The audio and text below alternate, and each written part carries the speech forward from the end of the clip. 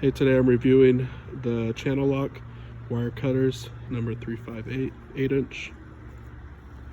These things come in handy all the time, especially working with lots of copper and wires in demolition jobs.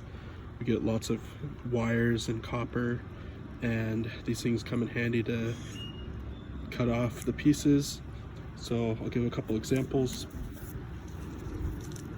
Just with this right here, it's like a thicker wire.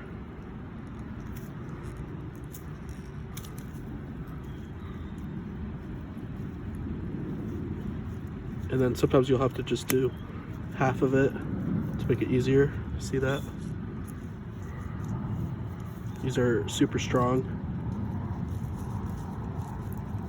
Kind of hard to do one-handed, but there you go. Just like that. And then I'll show you a small one just to show you how easily these cut through. It's a small wire right here. Just cuts through like nothing.